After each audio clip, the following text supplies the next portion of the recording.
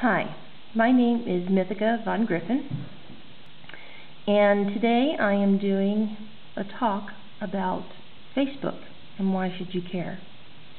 Now, the thing about this class is that it is being done at People House, and here are all the people.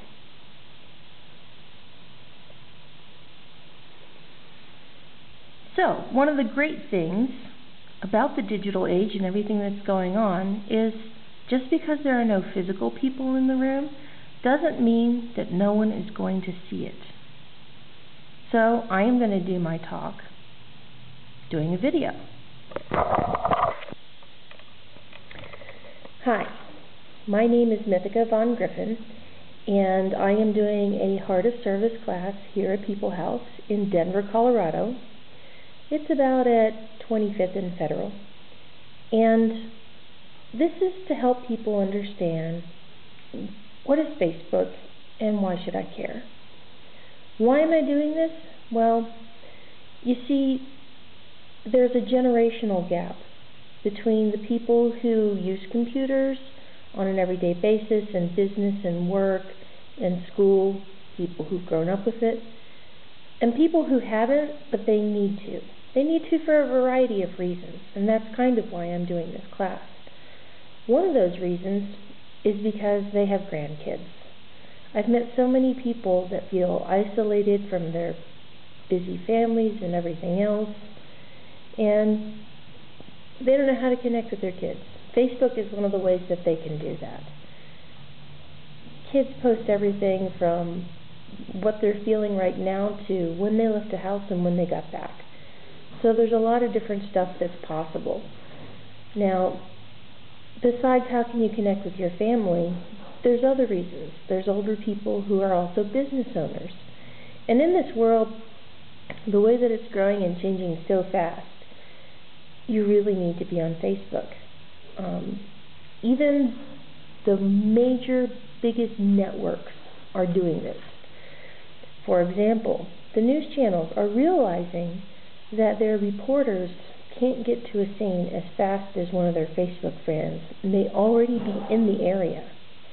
So let's say someone hears an explosion. In fact, this did happen downtown in Denver, Colorado.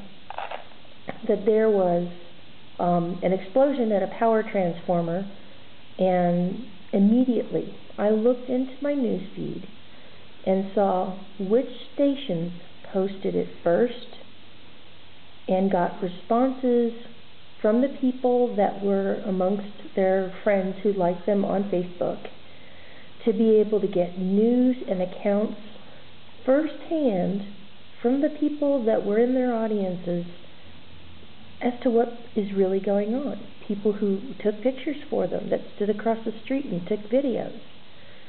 You see, we're in a different sort of age where it's not just a reporter that goes out and do this, but we all are. We're reporting on our own lives, and there's more information about what is going on now than has ever existed in human history. And the one place that most of that information on a personal level is compiled is right here on Facebook. So you have a variety of things that are in here. Now, for most of you, you are going to know this. So that's not who I'm really talking to. I'm talking to the folks that are scared of this, that don't know what all of these keys do necessarily and how to work it, but what is exactly going on. So there's lots of different information that you can put in here. You can actually upload a video. You can put in a link which can go to a video like this, which is YouTube. You can upload a photo, and you can say your status. Now, statuses are very short words of information that let you know what's going on, what you're thinking, a quote that you like, information about where you're going. It can really be just about anything. So these are the things that are important to why this is such an incredible tool. The other website I'd like to point out, because it's just kind of on here, is YouTube. That's where this video is from, and this one as well. So, in the instance of my mom, she lives in Florida. Can't be a part of my life, but I can take a video and show her what I did on Valentine's Day. So here we have 1, 2, 3 videos, and she can hit and play any of these and see what's going on in my life. That is not something that you could have done as a grandparent 20 years ago, 30 years ago. You could have done it 10 years ago. But this is a new way of interacting and documenting the world. Yes, there are people that still do scrapbook albums. The ones that are online are far more massive, and they don't have the limitations that the physical books have.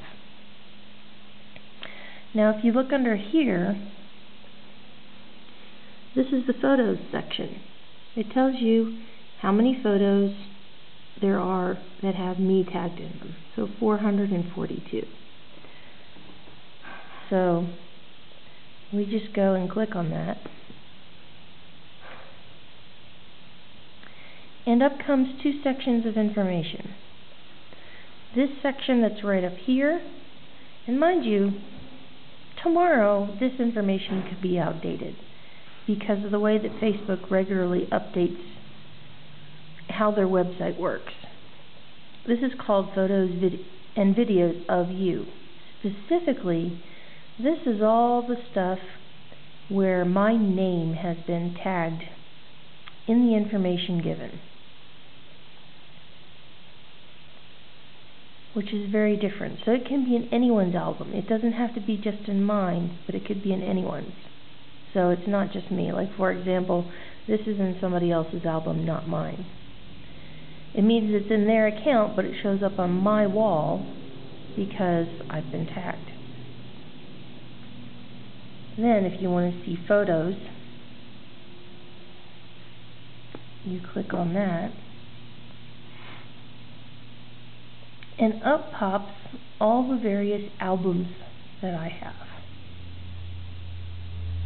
Now, I'm a video junkie. I take a lot of pictures.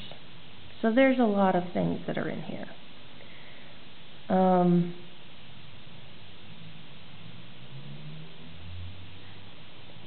This is the first one that I took when I switched over from my old name, Mania, over to Mythica. And the information that comes up in this line, Dionysia, Birth of Mythica, 2010, tells you when it started. Now see, this one up here, it only has the name of the album and how many photos. So the information you have to kind of put in yourself. But anyway, I'm just going to scroll back through this here.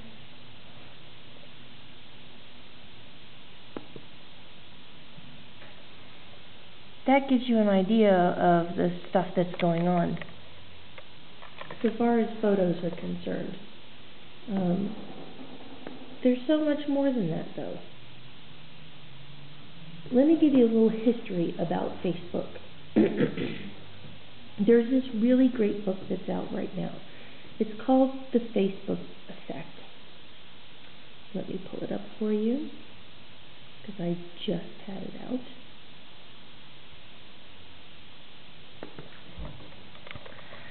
So, this here is my iTunes section, and I have an audiobook, The Facebook Effect, and David Kirkpatrick is the person who is the author. Now, here's the other thing. You don't even have to leave your computer to buy a book or an audiobook. You can buy it all here. You can either have it as a PDF file or as a sound file. And there really aren't a lot of limits on things. There's also something that's very visually different. I have a Mac as opposed to a PC. So there are things that are visually different that I can do. Like, for example, having 9 different desktops. these being my events and visual things that are in here from the zombie walk that I went to on Valentine's Day yesterday. Now, this is a very important part of one of the reasons that I say Facebook is important. Now, there was MySpace, and there's also Twitter, things like that. But here is something that makes us understand why this, here, I haven't put up this album yet. This is so much of a bigger thing than anyone can understand. Now, it used to be that you would have to go through a very lengthy process to try and upload something. So I'm going to take these photos. You can see that I've highlighted them. And I want you to look down here. Can you see that? It's a little Facebook icon. There's also a Flickr icon. These are the only two icons, well, besides the mobile me, which is using your mobile device. But there is a Facebook icon in your iPhoto section. So all I have to do is take my cursor and click on it. Immediately it comes up and asks me, do you want to publish Mythica to Facebook? It tells me my permissions, who can see it, which accounts, and just to publish it. So I say go ahead and publish. Immediately an icon comes up and tells us that it's uploading to the website. Now the thing is it used to be very difficult to be able to do this. You had to go to a particular uploader in this section, which I'll show you, and say upload photos. Then it says try the simple uploader. Now once we do this, I'm just going to put blah, test, create album. You're seeing all these steps that I'm having to go through, right? Alright, now I have to go and individually click each one of these things to choose a file. Well, first I have to go and find the photos.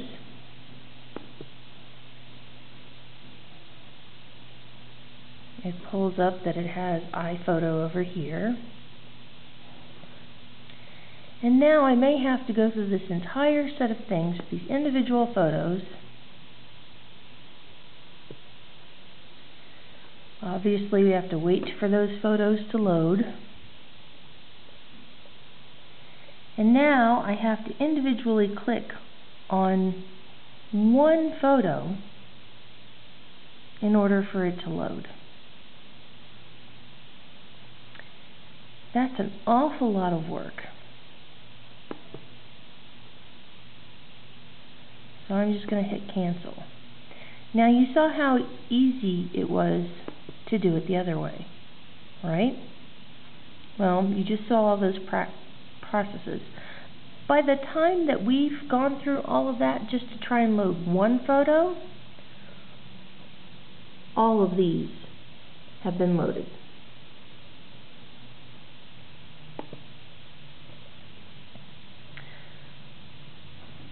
So there we are, 1, 2, 3, who it's by, editing the album, the name of the album, it's all already up there. Now, if you went to any other website, you would have to go through that entire process of having to pick out each individual thing, try and figure it out, rather than just highlighting the pictures and saying upload. You'd have to go in and do each of the individual ones. Facebook is working with the media of the people who are working with the hardware and software to be able to do these kinds of things, which is a really amazing feat in and of itself.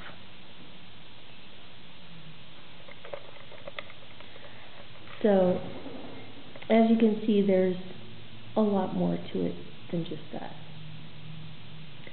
So on the Facebook effect that I was talking about earlier,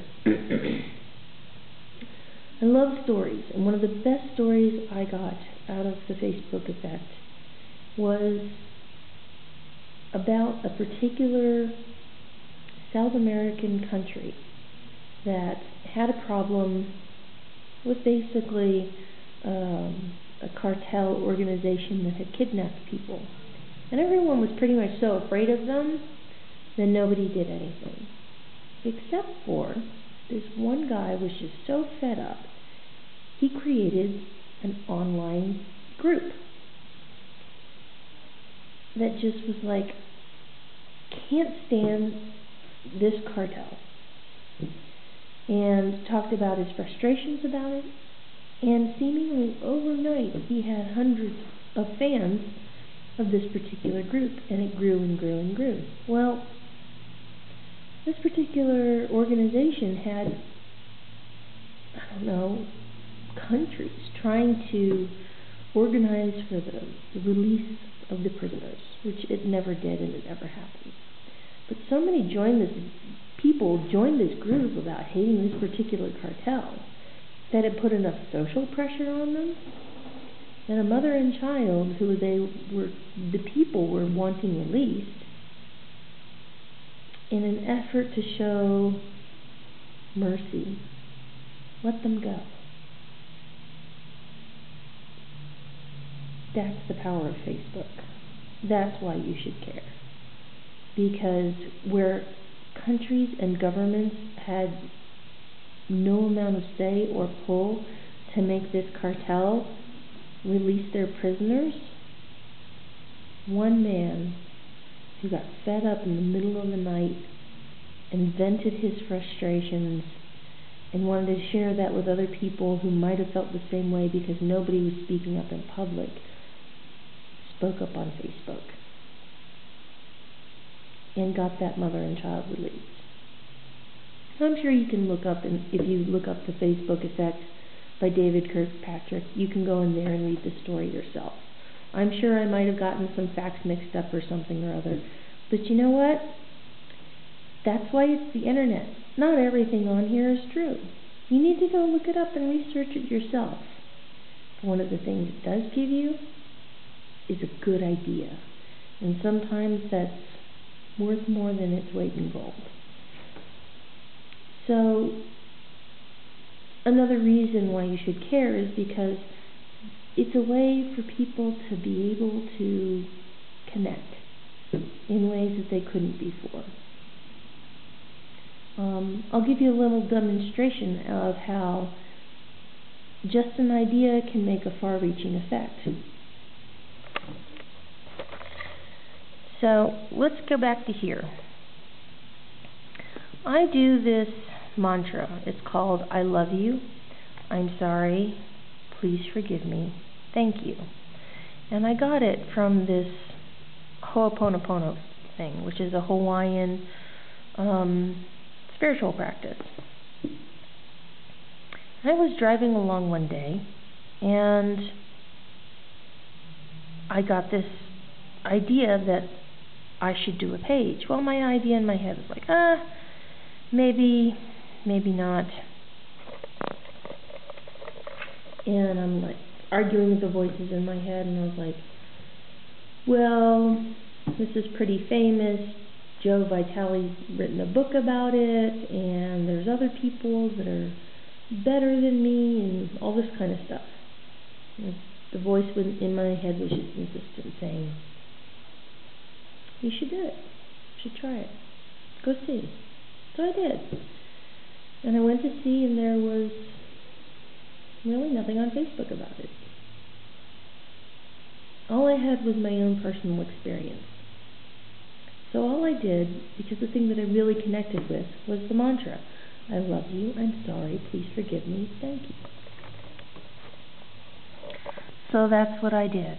I made this page. I love you, I'm sorry, please forgive me, thank you. It's not a whole lot, really.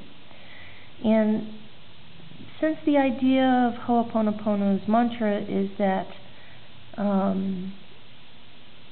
it has to do with love and forgiveness, and unlocking negativity, I found this little image and put it up in here. Seemed kind of appropriate to me. So I put different quotes, which you can kind of see in here.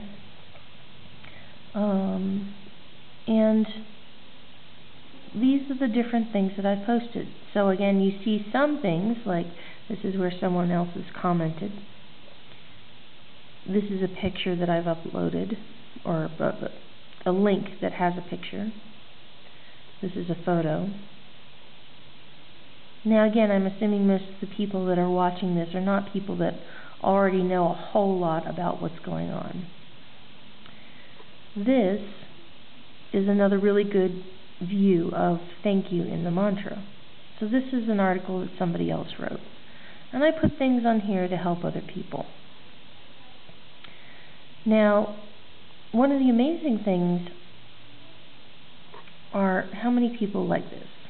144. May not seem like a lot. Now, 44 of these people are my friends. And the rest of them, I don't know if you can see this, are people from all around the world. Now, all I did was have an idea, and I decided to share it on here, which is just an amazing thing. So I want to show you another reason why you should do Facebook, especially if this is something that you do that's your business. You can click over here on your page when you are the admin of the page, and you can see this thing called View Insights. Now, here is the most amazing thing. New likes, lifetime likes, monthly active users, post views. You can see by the date and day how much activity your page has. This one is called users. This is looking at the people and who they are. Now here, right here, this is called the demographics. I want to show you this. These are females. These are males. These are age groups, 13 to 17, 18 to 24, 25 to 34. Sorry, screen's dirty. 35 to 44, 45 to 54, and over 55. That's pretty cool. Here's the really amazing part. Countries: United States, United Kingdom, Malaysia, Canada, Australia, Israel, the Philippines, Costa Rica, Bangladesh, Indonesia, Singapore, India, Brunei, Jordan, Ghana, Switzerland, Japan, Cambodia, Qatar, South Korea. All because I had an idea and I decided to share it. Another amazing thing, external references. So this tells me who came to me by what way. Google.com, United Kingdom, DK, India, AOL Search, MX, Yahoo Search, Google GE, Google AU. I'm assuming that's Australia and Germany and Mexico. India, DK, I'm not really sure where that is. But that is a really amazing thing. There's no other place in the world that can give you this kind of generalized information about the people that you're affecting. So because I listened, because I had an idea and I listened to my intuition and I created on Facebook, 144 people may not seem like a big deal to anybody. But the fact that they're from all over the world and they don't necessarily know each other, but they have this in common, that, my friends, is huge. Now, a lot of you I know who have heard anything in the news during this particular week have been hearing about the things that have been going on in Egypt. So, it's Valentine's week, February 14th, 15th, 2011. Right now, that's the current most up-to-date information. But in Egypt, the fact that this is going on is just an incredible thing. The reason that it's incredible and the reason that you should care is because a bunch of people who got tired of a 30-year-old regime was using YouTube and Twitter and Facebook to change the world. That these social media tools were a way for them to say, hey, we're tired of this, let's do something. The Egyptian president has stepped down. He tried his best to resist the will of his people because he wanted to stay where it was comfortable. It is the first time that these social media have been used to change the political power in a country. The president tried to stop email and everything else, and they found out that basically, even though the state-run news channels were held, that they couldn't do anything about YouTube videos. And that even when they stopped email and servers, that didn't stop people from using their cell phones to upload videos to YouTube and update their Google information or updating their Twitter's statuses and using that as a means of communication. So the president actually go in and close down the cell phone towers. And still people found ways to get through and get out information. Satellite phones. The president of Egypt could not stop satellite phones. I mean, do you understand that this is important? This is not something that we can just shut down, shut up, or change, and that, oh, it's just another stupid thing that's kind of come along. It's a little bit more than just a stupid thing that's come along. It's something that is changing our lives and is now at the place where individual people can have more fans than countries have citizens. So that there is a social amount of power. I am friends with Vin Diesel. Well, me and a couple of million other people. But the thing that's really great is that it really is him. It's not someone posing as him. It's not his secretary. It's Vin. And the rest of us who really like and care about this are really amazed. So let me show you Vin's page. This is my friend Vin Diesel. Now I'd like to show you this over here. 20 million people like this. Out of that, 138 are friends of mine. Not huge in this sea of things.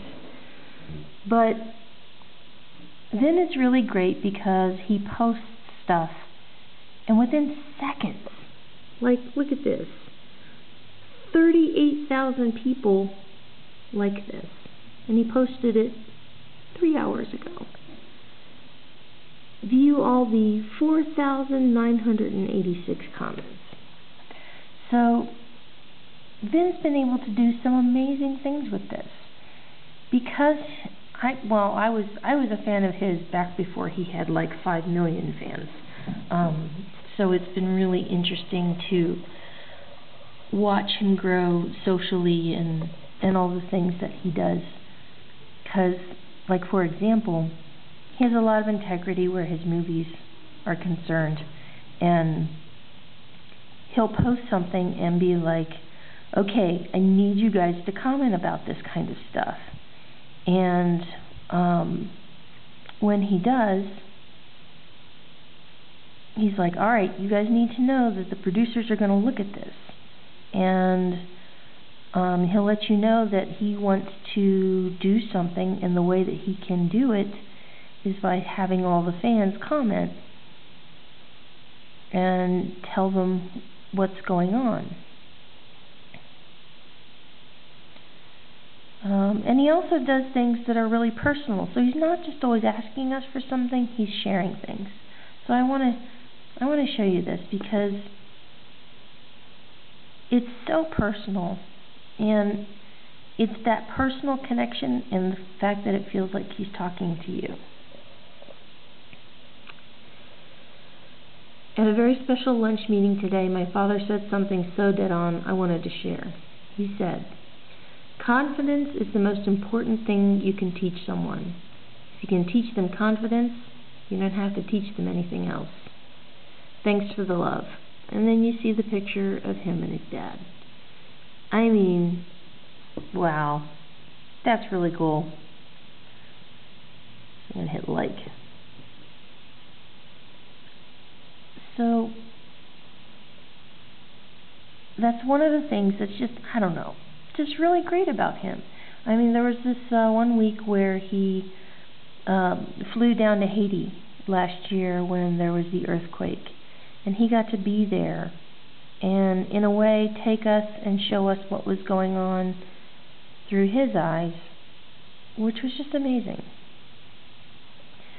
But this is the power that Ben has. Because he's real, because he shares genuine stuff, and the fans that he has are just amazing and interactive and really appreciate all the stuff that he does.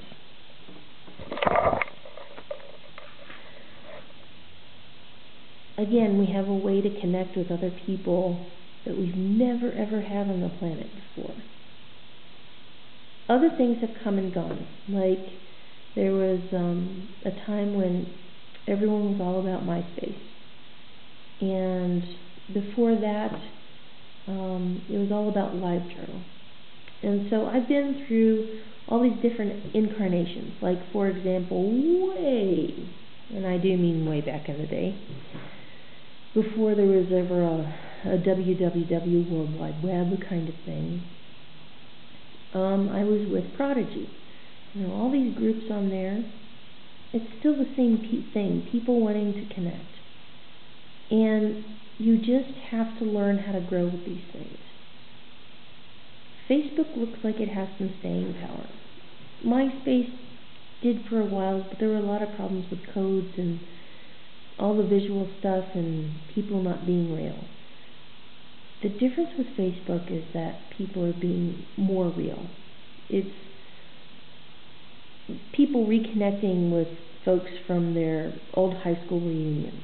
That's a huge part of one of the things that Facebook has done, is reconnect people that they totally lost contact with from other parts of their lives. And I've been a part of those reunions, and they're really, really amazing. But you have to see that the advertising, it just doesn't do it for us anymore. It has to be stuff that we care about, otherwise we don't want to see it.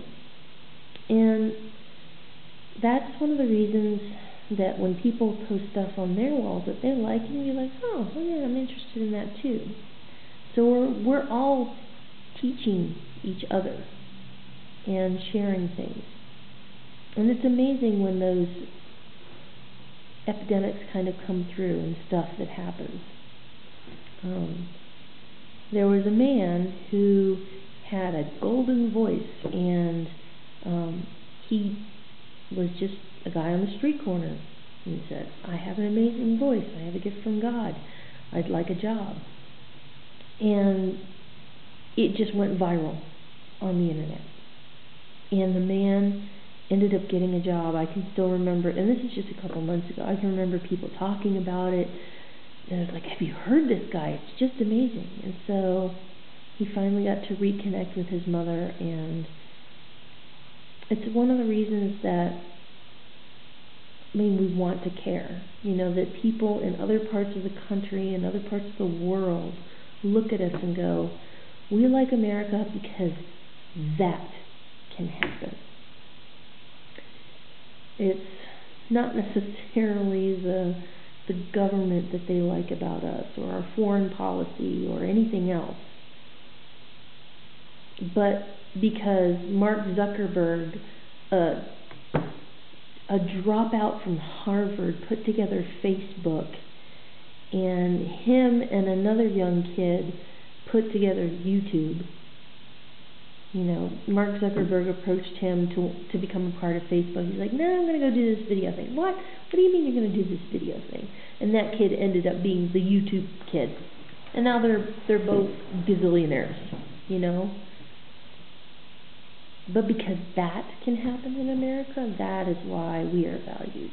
And because let's face it, because Mark Zuckerberg did what he did, and because the guy who started YouTube did what he did, and because the person who did Twitter did what they did, these three kids that just were IT nuts who knew how to program, because of them, people were able to social media connect with each other and have a revolt in Egypt and win. We're connected. It's not just America anymore. We're a world, we're a global village, and what one does over here affects what happens to that person over there. And there are people that want to connect with their kids and can now. But they have to learn how to get on the internet and not be afraid and try new things. And here's the cool thing that I know as a psych major. If you do this, it wires new things in your brain. You stay more active and virile and connected with life and your family, even if you can't necessarily go and fly all over the country or drive or go where you need to go. Your mind can stay active doing this. And that is the key to why somebody should care. If you don't want to be connected to other people beyond the four walls of your house, you don't have to be. And that's your freedom and that's your right. But if you want to be a part of seeing what happens in this world and being a part of the change and wonderful things that are going on, and you got to get connected on Facebook. And if you don't want to, that's fine. But it's not Facebook that's shallow. There are people who are shallow who use it. You don't have to be one of them. I'm not one of them. I make a difference. So that's the next thing I'm going to show you. How you can make a difference personally, just yourself. I have lots and lots of parties. And they're a big part of what I do now, in connecting people with one another in the world. Now, over here are your events. Let me make this just a little bit bigger. So we're going to go to the events page. It tells you the invites you have, what's going on today, what's going on tomorrow, what's going on this week, all this sort of thing. Let me see if I can find something. Alright, here's a good example. This is a party that I started shortly after my last one last fall. Mythical Party, Midsummer Night's Dream. Okay? Saturday, April 23rd. Obviously today's February, and it's the day after Valentine's, so it's the 15th. I want to show you this. I used to have to hunt people down, like physiologically hunt them down. Go to school, go to the thing with monthly meetings and different things like going to poetry night, all this sort of thing. I don't have to do that anymore. All I did was create this event. I have not actually invited anybody, but I want to show you this. I have 116 people who are attending. I have 114 maybes, and I have 159 awaiting replies. Now, all of these are folks that have invited other people and sent them an invitation based on my page and creating the event. I no longer have to go hunt everyone down, which is a great relief to me. But because of these parties, I'm making a difference in people's lives. So one of the things that I'm sort of the most proud of is I have my friend, one of my friends, Amber, and you know, everyone is into things like Common Cancer for the Cure, Run for the Cure, and it's a very powerful and emotional thing that people do. Well, I did one of these parties for my friend Amber, and we raised $1,000 for her. And I can't tell you how heartwarming it was to be able to go to her and be able to hand that to her so that she could finally pay off her bills and help with the reconstructive surgery, because insurance only pays for the removal of cancer, not for its after effects, you know, of not having a chest or not having the reconstructive surgery so you look normal again. And so me and my friends were able to do that for Amber. And that's what makes the difference. That is the power of, all I had to do is just create this event, and all of these people are now coming because they know the power of the event and what I do and how it helps people and how they get to be a part of that. So, and also we had some kids from Haiti that I got to help last. Well, you know, I was telling you about Vin Diesel, and he got to go down to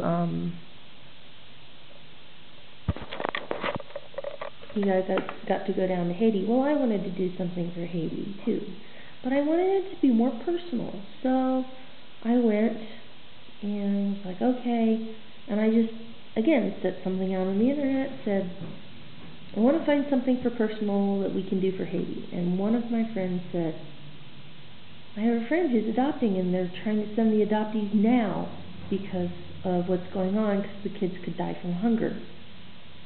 Because basically with the food and water supply in short demand, so short supply, high demand, short supply, the kids were in danger.